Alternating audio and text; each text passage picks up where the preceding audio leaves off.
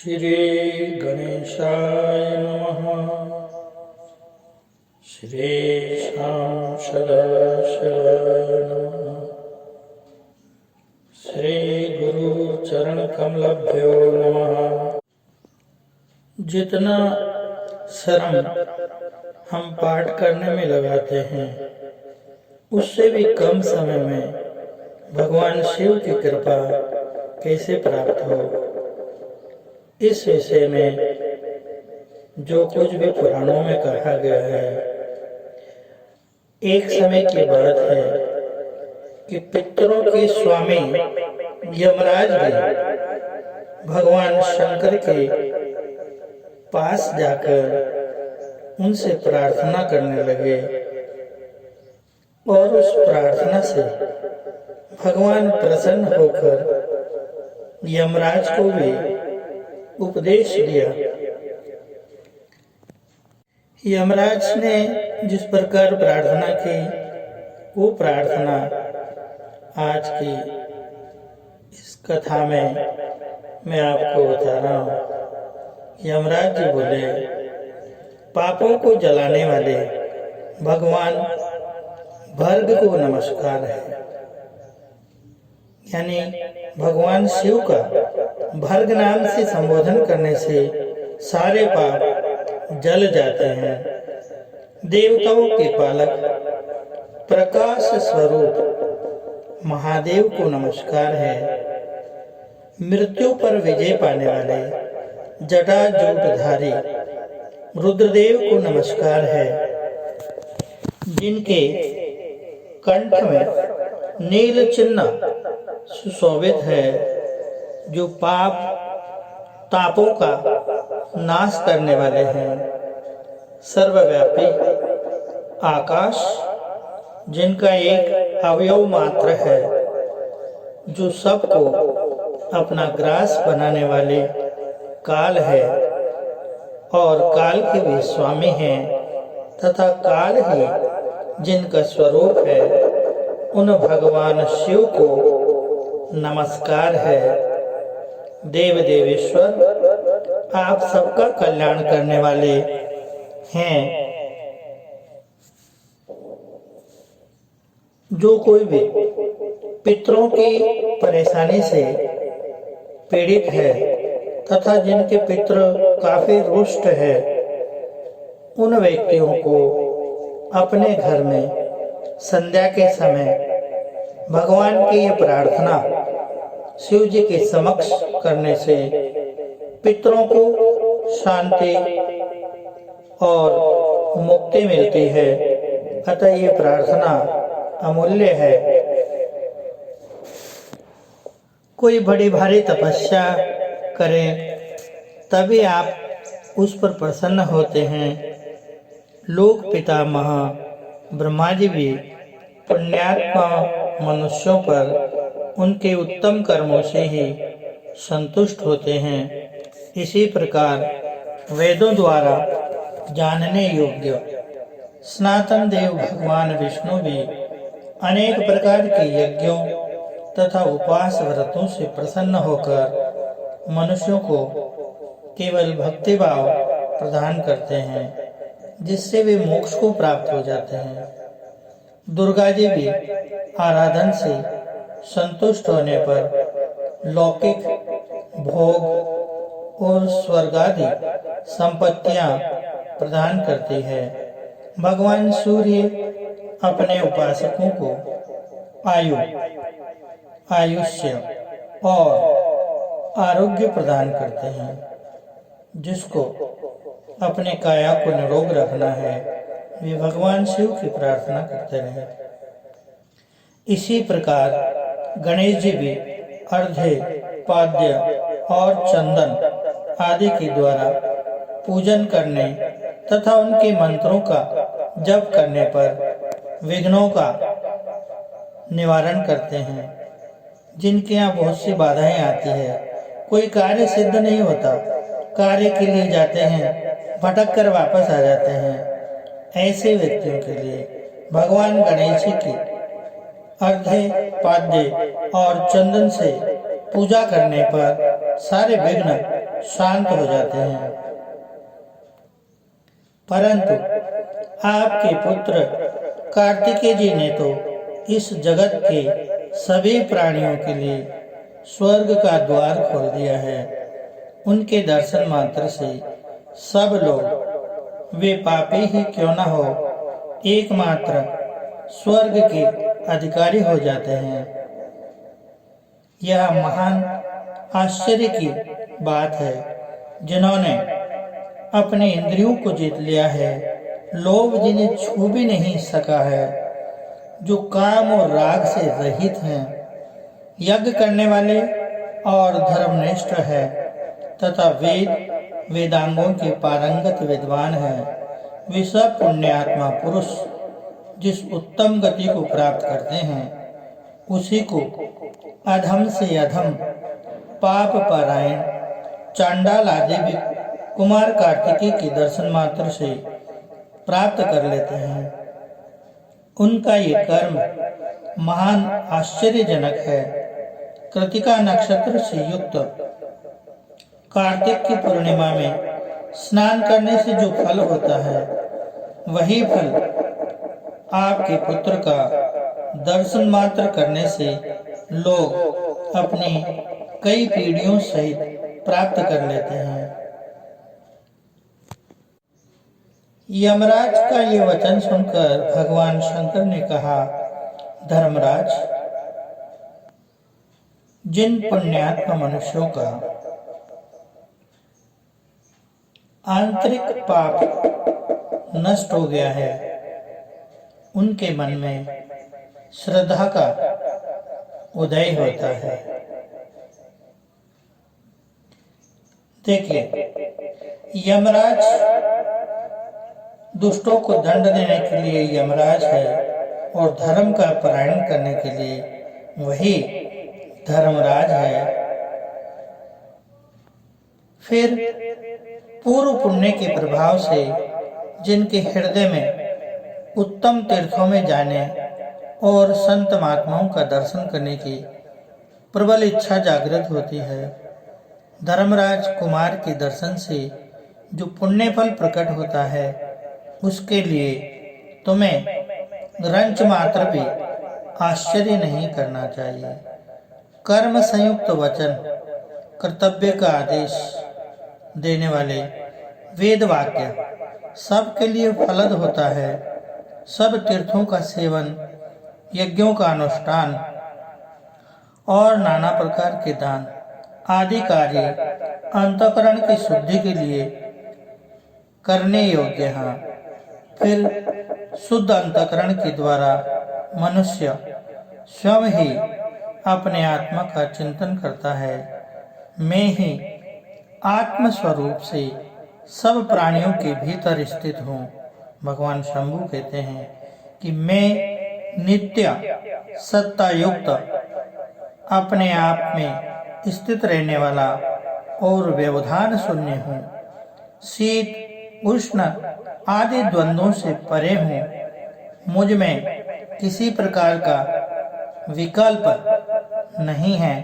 मैं आत्मनिष्ठ, नित्य युक्त और निरीह हूँ। कूटस्थ, निश्चल, कल्पित, भेदों और विवादों से दूर रहने वाला, ज्ञानगम्य, अनंत, स्वतंत्र तथा स्वयं प्रकाश प्रभु हूँ। वेदवेता विद्वान इसे ही ज्ञान कहते हैं। वे सर्वत्र आत्मदृष्टि रखते हैं। सर्वातीत, भावगम्य तत्व को जानकर ज्ञानी पुरुष समता युक्त बुद्धि से व्यवहार करते हैं और केवल बोध स्वरूप अपने आत्मा को भूल जाने के कारण सब जीव समूह संसार बंधन में बंधे हुए देखे जाते हैं। तत्व ज्ञान से रहित बहिर्मुख जीव जिनका मन भटकता रहता है, वे काम, क्रोध, भय, द्वेष, मोह और मात्सर्य से युक्त हो एक दूसरे को दूषित करते रहते हैं। इसलिए गुण भेद से निर्मित इस प्रपंच को इस प्रकार असत्य जानकर अपने आप में स्थित गुणातीत परमात्मा का साक्षात्कार ही यथार्थ दर्शन है। उस दिव्य प्रकाश का ज्ञान प्राप्त होने के बाद जीवन में कुछ भी शेष नहीं रह जाता। जहाँ भेद भी अभेद को, राग भी वैराग्य को और क्रोध भी क्रोध भाव को प्राप्त होता है, वही मेरा परम धाम समझना चाहिए। शब्द व इंद्रियों का कार्य होने के कारण अनित्य हैं, जैसे घट, अथवा उस परमार्थ वस्तु को प्रकाशित नहीं कर सकता। शब्द वह है जिससे प्रवृत्ति प्रधान धर्म के लिए प्रेरणा मिलती है। प्रवृत्ति और निर्वृत्ति तथा संपूर्ण द्वंद्व जिसमें विलीन हो जाते हैं, वही शाश्वत पद माना गया है। वह व्यवधान शून्य जिसमें कोई व्यवधान नहीं है, निर्गुण, बोध स्वरूप, निरंजन, निर्लेप, निर्विकल्प, निरीह, सत्ता मात्र, ज्ञानगम्य, स्वतः सिद्ध, स्वयं प्रकाश, वेद वेद्य तथा अगम्य है। प्रेतराज जिसकी जड़ अनादिकाल से चली आ रही है, माया के कारण जिसको विचार में लाना भी कठिन है, उस मायामय संसार से ऊपर उठकर तथा माया का सर्वथा परित्याग करके जो ममता और आसक्ति से रहित हो, वे विकल्प शून्य नित्य पद को प्राप्त होते हैं। संसार कल्पना मूलक है। यह कल्पना ही नित्य की भांति प्रतीत होती है। जिन्होंने इस कल्पना को त्याग दिया है, वे परम पद को प्राप्त होते हैं। सीपी में, जैसे सीपी में यानी सीप जो एक कवर में रहती है और उसमें एक जीव रहता है। सीपी में चांदी की प्रतीति, सर्प में रस्सी की प्रतीति तथा सूर्य की किरणों में जल की प्रतीति मिथ्या है। उसी प्रकार नित्य प्रमाणत परमात्मा में अनित्य संसार की प्रतीति भी मिथ्या ही है। आत्मा एक है। उसे जान लेने पर मनुष्य ममता और अहंकार से रहित हो जाता है। ऐसे आत्मज्ञानी पुरुष को बंधन कैसे प्राप्त हो सकता है? आकाश में फूल होना संभव है? क्या ऐसा संभव है? ज्ञानी का संसार बंधन वैसा ही असत्य है जैसे खरगोश के सींग का होना। इसलिए अब इस विषय में बहुत सी व्यर्थ बातें कहने से कोई फर्क नहीं पड़ता, किंतु विद्वान, जितेंद्रिय तथा वीतराग ज्ञानी पुरुष ममता का परित्याग करके परम पद को प्राप्त करने की अभिलाषा रखते हैं। जिन्होंने ममत्व को त्याग दिया है कि ये मेरा है, ये मेरी पत्नी है, ये मेरा बच्चा है, ये मेरे सगे संबंधी है, इस प्रकार के लोभ तथा मोह को दूर कर दिया है, वे काम क्रोध से हीन मानव परम पद को प्राप्त होते हैं। जब तक मन में काम, लोभ, राग और द्वेष डेरा डाले रहते हैं, तब तक केवल शब्द मात्र का बोध रखने वाले विद्वान परम सिद्धि मुक्ति को प्राप्त नहीं होते हैं। यमराज जिनके सब पाप दूर हो गए हैं, वे समस्त ऋषि मुनि, ज्ञान का प्रवचन करने वाले तथा ज्ञानाभ्यास के अनुकूल बर्ताव करने वाले हैं, तथापि ज्ञानवेता नहीं है। ज्ञान ज्ञेय तथा ज्ञानगम्य वस्तु को जानकर ही मनुष्य ज्ञानी कहलाता है। कैसे जानना चाहिए, किसके द्वारा जानने योग्य हैं और किसको जानना अभिष्ट है, वह वस्तु क्या है, ये सब बातें मैं तुम्हें बतलाता हूँ। आत्मा एक ही है, तथापि भेद बुद्धि होने से वह अनेक सा दिखाई देता है। जैसे भौंरी देने वाले की दृष्टि में यह पृथ्वी घूमती हुई सी प्रतीत होती है, उसी प्रकार भेद बुद्धि से एक आत्मा भी अनेक सा प्रतीत होता है।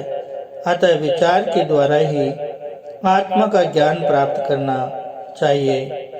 गुरु के मुख से श्रवण के द्वारा तथा भली भांति प्रयोग में लाए हुए विशेष मनन के द्वारा भी आत्म तत्व का साक्षात करना उचित है। इस प्रकार आत्मा को जानकर मनुष्य अनायास ही बंधन से मुक्त हो जाता है। ये संपूर्ण चराचर जगत माया का जाल है, ममता से उपलक्षित होने वाला है।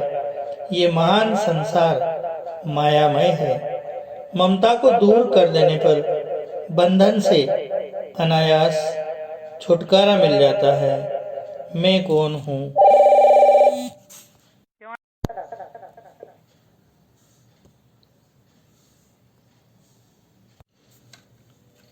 मैं कौन हूँ, तुम कौन हो, तथा महामाया के आश्रित रहने वाले अन्य लोग भी कहाँ से आए हैं। ये सारा प्रपंच बकरी के गले में लटकते हुए स्तन की भांति निरर्थक है,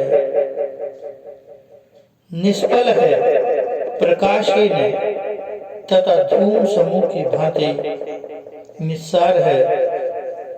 इसलिए यमराज, तुम सर्वदा प्रयत्न करके आत्म तत्व का चिंतन करो। यानी सोमवार यमराज को भी आत्मज्ञान प्राप्त होने पर मुक्ति प्राप्त होती है। भगवान शंकर का आत्मज्ञान उस साक्षात आत्म स्वरूप में स्थित हुए सबके शासक भगवान शंकर से जब इस प्रकार उपदेश प्राप्त हुआ, तब वे भी परम पद को प्राप्त हुए। अतः सभी प्राणियों को उनके कर्मानुसार दंड और पुरस्कार देते हुए वे अपने चित्त को एकाग्र रखकर सदा सब भूतों तथा मनुष्यों का कल्याण करते हैं। यमराज के इस कार्य से पितरों को तृप्ति होती है तथा इसका नित्य पाठ श्रवण करने से आपके घर में वे पितरों को तृप्ति होती रहती है तथा सारे कलेश जैसे सूर्य उदय होते ही अंधकार दूर हो जाता है, उसी प्रकार आपके कलेश भी निरंतर दूर होते